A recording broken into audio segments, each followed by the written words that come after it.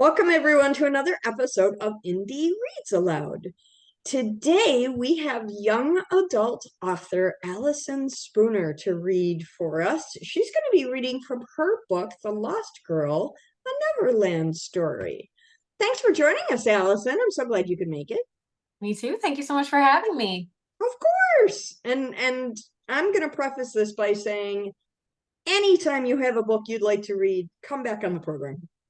I will do that. I have lots of things to read, so Awesome. happy to come back. As I tell many people, and I've said it on the program before, we're in our third year now, so I think I've been very repetitive about this, but I am a recovering 6-year-old. I love nothing more than to have people read out loud to me. So as often as you would like to come back, feel free. Well, I actually, sorry, my Alexa reminder is going on. Right. I actually really enjoy reading out loud, and I don't have many people to read for, so it works out. I will be happy to pull up a spot on your carpet in front of your rocking chair and listen. Perfect. Allison Spooner is the author of 2 collections of genre-crossing flash fiction, Flash in the Dark and The Problem with Humans. And she's contributed to several horror and science fiction anthologies. The Lost Girl, A Neverland Story is her debut novel. Congratulations! Thank you. And it's super new, too. It's not even a year old yet. Super new, October 23. It's very exciting. When Allison isn't writing, she loves reading, doing yoga, trying not to kill her plants. I feel ya on that one. Watching bad disaster movies and spending time with her family in her home state of Michigan. Okay, I gotta ask, what's your favorite disaster movie? Oh gosh, Armageddon. Really? No, yeah, no contest. Armageddon. Really? As in that's terrible, or? No, I'm you said, in your bio it says bad disaster movies. Okay, the bad one, I think Day After Tomorrow. That's kind of a bad okay one. That one kind of ranks up there. Yeah, and I really like that one. my guilty pleasure bad disaster movie, and I wish I could remember the name of it right now, and I can't. It's the one about Mount St. Helens exploding with Pierce Brosnan in it. Volcano. Is that what it's called? I think it's just called Volcano. Oh, there you go. Wait, is it the one with Anne Heche too? No, I don't know. There's a Volcano one with Anne Heche too. Yeah, no, this one is the one with I don't know. The woman who plays Connor in the Terminator series. That one. Okay. So there was and this is a rant, but not a rant, a side quest thing. Okay, this is how our readers get to know you. There was, I feel like a trend in like the 90s or 2000s where 2 movies would be released at a time, like an A movie disaster movie and a B movie disaster movie. And I think probably the Pierce Brosnan version.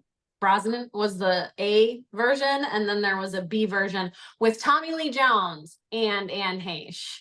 Not that Tommy Lee Jones is B movie, but they came out at around the same time. Yeah. Armageddon had another asteroid movie that came out at Deep Impact at the same time. That's right. Yeah. Twister had Night. Yeah, you're right. It is kind of like music that way. A good one and a bad one. Yeah.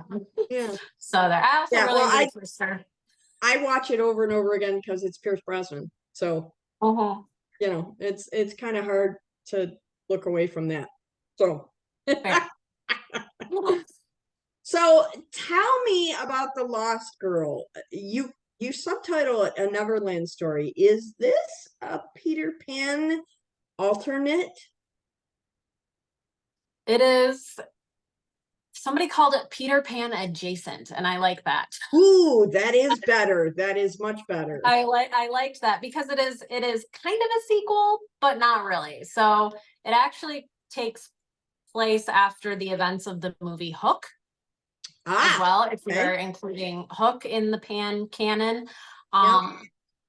It is Peter Pan's great granddaughter. Sorry, just great. I don't know why I always add an extra great. She's just his great Well, granddaughter. because she's just great. She's really great. So she's his great granddaughter.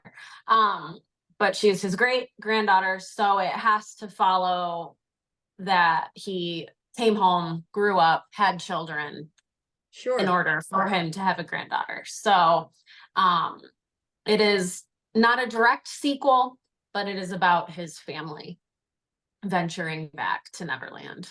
Very cool. When you were writing this, what did you find important to retain from the original canon, and what did you feel like you could play with creative license on? And I don't want you to do spoilers, but just as far as like technique or craft elements go, did you struggle with, oh, I have to be true to that, or no, I can kind of play with this?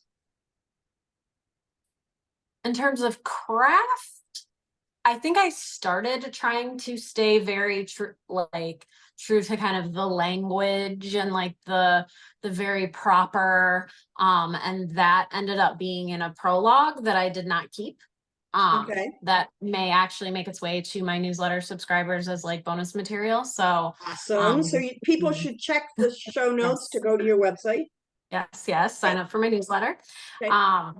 But I kept, that was very formal, kind of in the kind of a very fairy tale-ish sounding language. And then the more I wrote, the more I got into kind of Angela's voice and realized that needed to be the tone more than the original. So the prologue left. In terms of like lore, I just wanted to be true to the fact that Neverland is kind of what we make it. It's different for everyone, which made it a little easier to write because I could make it however I there's wanted a little to. wiggle room there. Yeah. If you approach it that way, Yes. there's some wiggle room in Yes. saying, oh, I don't have to reproduce what's been. Yes.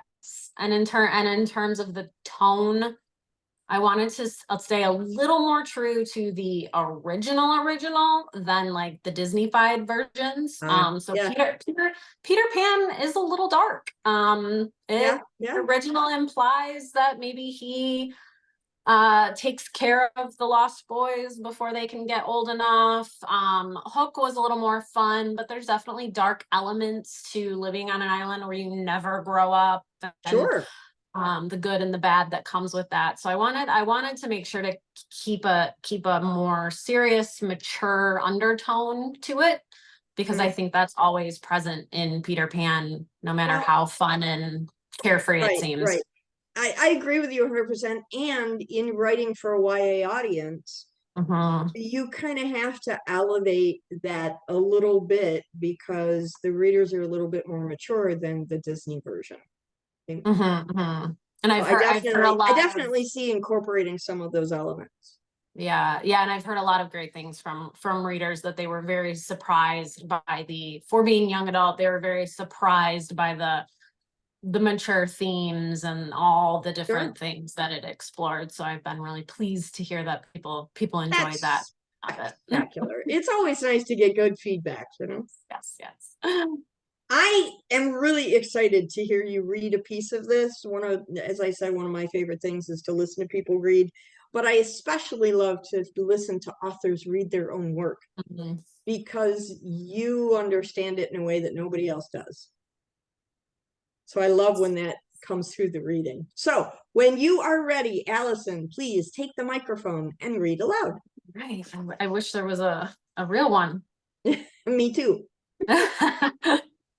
I'm just going to read my first chapter, so I don't need any sort of background or anything. We'll just jump right in. The moment Angela's feet pressed into the soggy earth of her destination, she wanted to turn around and go home. The moment the damp air... Sorry, I need to set my timer, and then I'm going to start over. Go right ahead. You just... Absolutely. One of the great things that I love about this program is that we are just people hanging out reading stories. So when stuff like this happens, it just makes the whole program more real. Here we go. Perfect. The moment Angela's feet pressed into the soggy earth of her destination, she wanted to turn around and go home. The moment the damp air touched her face and the sound of waves crashing against cliffs reached her ears, Angela knew her mother's bizarre plan had worked, and she immediately wished it hadn't. When a cool breeze tickled her hair, bringing with it the smell of fresh grass, moist air, and dirt and salt water, rather than the smell of her mom's lavender perfume, she wanted to cry, not rejoice. When cold air wrapped around her and all she had to pull tighter was her thick gray sweater instead of her favorite weighted blanket, she wanted to keep her eyes shut until she was back in her window seat in her room, holding her mom's hand. She wanted to open her tightly shut eyes and see her mom smiling back at her, reassuring her that it was okay if she didn't want to do this, that she could stay home and they would figure something out like they always did. But she knew what she would see instead. She'd heard the stories too many times. When Angela finally did open her eyes, it was not to the bright blue skies, lush green forests, or emerald and teal seas she'd grown up hearing about. No, it was to a thick, heavy fog that obscured her view of almost everything around her. This wasn't the Neverland she knew. If it was possible to truly know a place you'd never been, Angela felt as though she knew Neverland through her mother's stories and books, and this was not the place she'd described. Maybe she was on the wrong fantastical island. Maybe this wasn't where lost boys and pirates lived together under multiple shining suns, the days burning hot until they faded away into temperate nights. Maybe she'd gone to the third star to the right instead of the second. She looked up. Where were the suns? She shivered and pulled the oversized cable knit sweater closer. Where was the warmth those two suns should provide? She could see a yellow glow behind the thick wall of fog, but nothing else. Angela shifted from one soggy foot to another and turned in a small circle in the spot where she stood. What was she supposed to do now? Then she heard her mother's voice whispering the advice she always gave when Angela was stressed or unsure. Take a breath, darling. Calm your mind, calm your heart, and the answer will come. So Angela closed her eyes and took a deep breath through her nose, the moisture in the air coating her lungs, and then let it out through her mouth. She repeated the flow, but on the second exhale, a crack to her right made her jump. Her eyes snapped open as she turned toward the sound. Who's there? She'd meant to shout it, but it came out as more of a strangled whisper. She cleared her throat. As she squinted into the fog looking for the source of the sound, she didn't have to squint as hard. She took another deep breath, and the air tickling her nose was just a little warmer. She reached out in front of her and could see just a little farther. She let out her breath, and the last of the fog rolled down the hills she could now see surrounding her. She pulled another breath in and looked up. There were the suns. She gave a small smile as their warmth finally reached her cheeks. Letting her breath out, she almost giggled as a warm breeze pushed the rest of the fog away and tickled her hair around her ears. Oh, there you are, Neverland, she whispered as she took a step forward and let her eyes dance over a horizon of green waves and sparkling blue pools. This looked right. This looked... Who are you talking to? Angela gasped and whirled around, the spell broken. If she'd had any doubt about where she was, the scene before her confirmed she was in the right place. Standing there in a disorderly line was a wall of adolescent, disheveled boys with wild hair and narrowed eyes, each one brandishing a sword, knife, or makeshift weapon. They were all dressed in various combinations of what looked like leather or faded and ripped cloth and greenery. And they were all filthy. She took a step back and almost tripped. They all jumped at her sudden movement, but did not retreat. Angela motioned weakly around her in a feeble attempt to answer their shouted question, but they didn't wait for more of an answer. The one standing nearest to her spoke, inching his weapon closer to her with each word. Who are you? Is he with you? Of course, she knew immediately who he meant. Oh, no, Her voice shook as she took a step back, eyeing the blade he was holding. She'd been looking around them, trying to get a glimpse at the world that was finally revealing itself. But when she realized what she had to tell them, these crazy-eyed children pointing weapons at her, she stopped searching and looked directly at the one who had spoken. He had bright red hair and a spattering of freckles across his nose, and he lifted an eyebrow as he waited for an answer. I'm sorry, but he died. She tensed, waiting for their response. But they were looking beyond her. They were looking for him, sure he would drop from the sky with a devilish grin, laughing at the great joke he'd played on them. But there was no one else, just her, a 13-year-old girl looking for the fastest way to get back home. Died? But how? Fighting pirates in the other world? On a great adventure? The circle they had formed around her got tighter with each question. These boys had been friends with Peter, but she also knew what they were capable of when faced with a threat. And at that moment, she was a threat. She glanced behind her, searching for a quick escape. No, he died in his bed. He was very old. Do you know how I get home? But her question was drowned out. There was a spatter of chattering at the word old, like a group of squirrels who had just watched the tree with their winter nut storage go up in flames. She heard whispers of, but he promised, and again, before the red-haired boy turned back to her. You lie. Neverland told us he was coming. She sucked in her breath at the word Neverland. It was true then. She was here. Her mom was right. She hated it when her mom was right. The redhead swiped his sword toward the landscape behind him, and the boy closest to him ducked to avoid the carelessly flung blade. She followed the motion and noticed the last of the fog had truly faded, and that the dark and gloomy sky behind him, now visible through the receding haze, was changing before her eyes. A bright blue center was chasing off gray edges, and on the horizon, a rainbow was forming over the outline of a distant mountain range. The trees were now swaying in the wind, almost vibrating with energy and life. The suns are shining again, and the trees are dancing, the boy said. Neverland has been a still and quiet place for a very long time. Today, it woke up. The boy backed up and lifted his chin, studying her from head to toe with sparkling green eyes. His gaze narrowed. I'll ask again. Who are you? Why have you come? Trying her best to ignore his blade, Angela puffed out her chest and placed her hands on her hips. Her mom's stories were true. Neverland existed. Peter Pan was real, and she was his descendant. I am Angela Margaret Johnson, great-granddaughter of your Pan. If she was going to embrace her heritage, this was the place to do it. But the line didn't land like she expected. How do we know? Shouted a voice from the circle.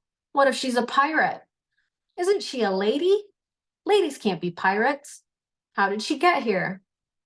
Clearly unimpressed, the boy arched an eyebrow and stepped closer so that his freckled face was barely inches from hers. Before she could stop him, he leaned over and his red hair, tickling her cheek, sucked in her scent. He stepped back and turned toward the boys. She smells like Peter. Neverland is awake. She could be telling the truth. Angela flinched and sniffed at her shoulder, trying to figure out what Peter Pan might smell like. We need more proof, a voice shouted. The boy turned back to Angela. We need more proof. She lifted her empty hand slightly and glanced down. How was she supposed to prove her heritage? The fairy dust from her mom had worn off and she could no longer fly. She wasn't carrying any pictures and she looked more like her mother than her grandfather. Searching her mind for any fact that might prove her identity, she realized she had a wealth of information instantly available. She'd grown up with a woman who wrote about Peter Pan for a living.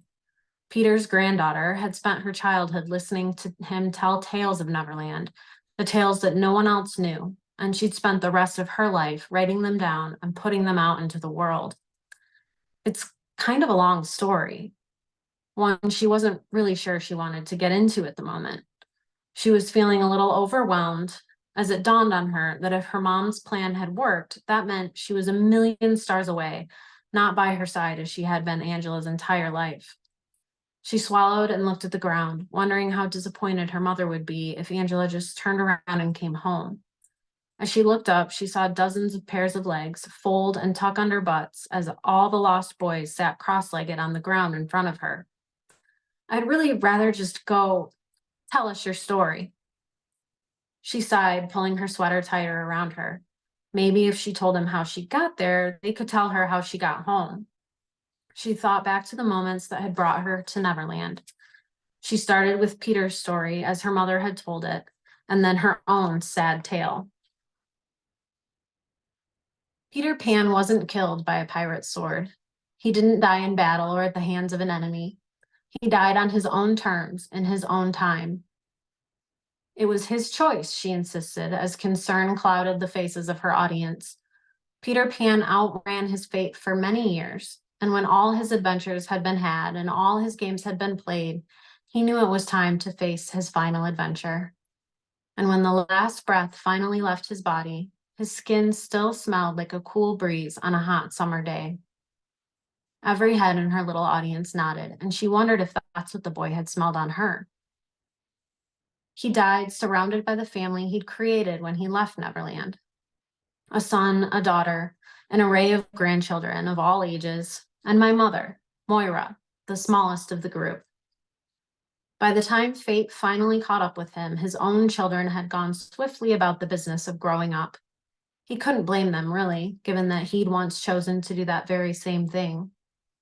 After their abduction and their rescue by the father who rediscovered his past and his memories, Pan's two kids tried to share their stories.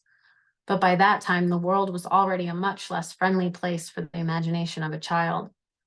When they'd tried to tell the world about their adventures in Neverland, that they'd been kidnapped by the notorious Captain James Hook and their dad, the great Peter Pan, had recaptured his youth and come to their rescue, they were ridiculed for their tales, laughed out of their faith, and inevitably convinced their adventures never happened. It broke his heart when they stopped believing. He knew what that felt like, and he didn't want that for his children. But whenever he brought up their adventures, they rolled their eyes and insisted he must have been dreaming. They passed their practicality on to their children, and they all shook their heads and smiled when Grandpa Peter talked about Neverland. All except one. The great Peter Pan passed the last years of his life in his bed, sharing his adventures with little Mo, the daughter of his daughter, willing her to remember, to share his story, to believe. And she did. Mo grew up too, but she took Peter and Neverland and, Angela nodded toward her audience, the Lost Boys, with her. She'd promised her grandpa she would tell the world the rest of his story, tell them about the years after he left and when he returned and all the games and adventures he shared with his Lost Boys after Hook was defeated and he found his memories again. Because those were happy times, he'd told her, the years he got back. They were a gift. And my mom shared that gift with the world. She made it her job, and she's really good at it. The boys shifted, and some smiled. They seemed to like this, the idea that it was someone's job to share Peter's stories. And then it was time for her story. She told them about her cancer diagnosis. She skipped over all the years of treatments and despair and bad news, and instead told them about the moments that had brought her to Neverland. How am I even getting there? She'd asked skeptically from her window seat as her mom dug around in a trunk that had once belonged to her grandfather. The keepsake Moira's family had kept hidden and locked up through most of her mother's childhood. The trunk Moira had asked after and begged to take with her when she'd moved out.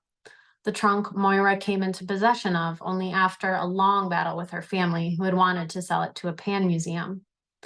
Angela knew her mom would eventually donate it to the museum, but there'd been something in it Moira needed first. After a moment, her mom emerged from the chest with a grin, holding a small cloth bag as though it contained all their answers. What if I don't want to go? Angela asked, eyeing the bag suspiciously. You have to, her mom said. There are no other options. This is your life we're talking about here. Modern medicine has failed us. We're on our own. And what do we do when we're on our own? Angela considered not giving the usual response. She thought about staying silent or breaking down and crying and telling her that, honestly, she kind of wanted to give up. But one look at her mom's face, and she knew that wasn't even an option. We fight, said Angela, with as much strength as her failing body could muster. Moira smiled. I just need you to be okay, my darling. Of course, Moira had been right. After the doctor had given his firm and final diagnosis, they'd really had no other choice. No more chemo, no more radiation, no more surgery, no more throwing up or hair loss or shivering while sweating and holding on to her mom's arm through waves of nausea. They tried everything possible to fight the cancer now spreading through her blood and unchecked and unrestrained. Now it was time to try the impossible. And if it made her mom happy, Angela was willing to try anything. But her mom didn't seem to think it was so impossible, finding this world where children could live and play forever. Now that she had the trunk and that little bag, the world where trees and houses and grassy hills were beds and fairies were playmates and pirates were the only threat was within reach. Moira had believed in Neverland since she was a little girl, and she was gambling everything on that belief.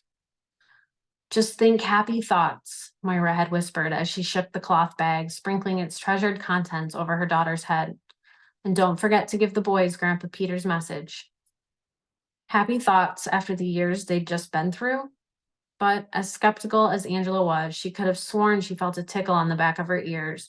And with her mom's words, she couldn't help remembering the days before cancer, when her body was strong enough to do yoga with her mom every morning before school, when they would wander flea markets for hours using her mom's royalty checks to fill their home with unique items reminiscent of the days when Peter Pan was first written about. The next time she opened her eyes, she was surrounded by an inky black sky, chasing twinkly lights that could have been stars and could have been fairies, and she heard her mom's voice echoing, second star to the right, and straight on till morning.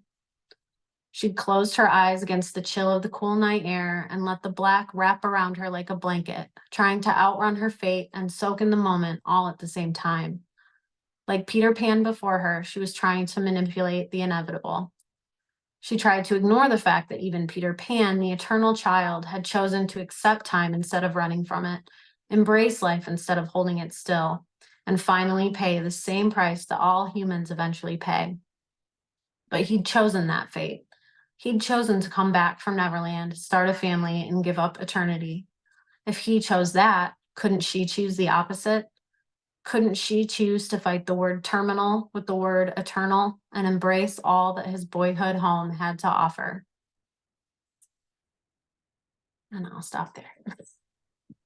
Okay, I don't want you to stop. I want you to keep going. That was wonderful. Oh my gosh. Okay. So, a couple of questions. The first one is, do you have mermaids and alligators in your book? I should say mermaids and crocodiles. I have mermaids, yes. Okay. I'm just checking. Yes. Mermaids, fairies, no crocodiles. Okay. Okay, good. The other thing I was curious about as you were reading was, how heavily do you rely on magic versus folklore in this story? Is there a difference? Do you make a difference? Interesting. I guess that's an interesting question. I rely on Neverland, and in Neverland, magic is not magic. So I guess folklore. I don't know. These things are just things are just normal in Neverland, but there are rules, I guess, right? Like I don't want to say too much. She says right there that she can't fly anymore. She doesn't have fairy dust. So that's a rule. Like they're not flying around. I didn't make that up. So I relied on the folklore of, the fairy dust, and tried to combine it with, she's a real girl. She's from our world. So she's, doesn't have magic in her back pocket, easily accessible. Right. So there's a lot of, it's a magical realism, I guess. Were you ever tempted to do that, to push it to the edge of magic rather than to keep it more real? No, I don't think so, because I'm actually not a huge, I love Harry Potter, don't get me wrong, but besides that, I'm not a huge fantasy person. I don't love books where you have to learn a whole world and a whole ecosystem and a whole Yeah, new thing. And I, frankly, I didn't want to write that. it is a lot of work. Yeah. So besides Harry Potter, where, you know, you learn over the course of 7 books, and I Right. learned about it kind of as I grew up, kind of with Right. it. Right. So it was a little bit different, but so no, I wasn't. I experienced the same idea with Tolkien, right? Because he has languages and he has, lore and he has all these things, monsters. And so yeah, Yeah. same kind of idea. And it is a lot of work to world build. Yeah, yeah. So there is magic, but it's the magic that you would expect in Neverland. Okay. I would say, with some twists that I won't give away. And I don't want you to, because I want to read it. Yes, yes. So is this a standalone? Is it going to be part of a series? What are you writing next? So it is standalone as it stands. There may be spin-offs, I guess. I am considering a Lost Girls series. Oh, cool. Instead of the Lost Boys, Lost Girls kind of coming and taking over Neverland. That I was sounds in fun. very, very early stages, like literally just jotting down notes here and there. Because next I am working on a different project, unrelated to Neverland or Angela or the world, a nonfiction, or sorry, it's not nonfiction, it's fiction with very nonfiction elements to it. But it will be marketed as fiction, fantasy with a paranormal twist. Very fun. Yes, a young girl and the ghost of her father who has passed away. Obviously, he's a ghost. Well, yeah, because Yes. ghosts. Yeah. That's very exciting. Any idea when that book might be seeing the light of day? I am hoping for October. Okay. So it has Fantastic. it does have a title, the Things We Cannot Change, Nice. I believe is the title. I've gotten lots of good feedback on it. So it started as a working title, but given the feedback, I think it'll probably stick. So Well, and I can tell you after 11 books, sometimes that changes. yes, yes. So it could. You get to the end and you say, that title doesn't really fit anymore. But yes, Thank yes. you So so much for your time. I'm really pleased that I met you, and I'm glad that you came on the program. And I hope that you'll come back to read your short story collections for us. yeah, yeah, I would love that. I enjoyed reading. I enjoyed being here. So I will definitely, I'll come back anytime. Awesome. Thank you so much. Have a great night. Thank you.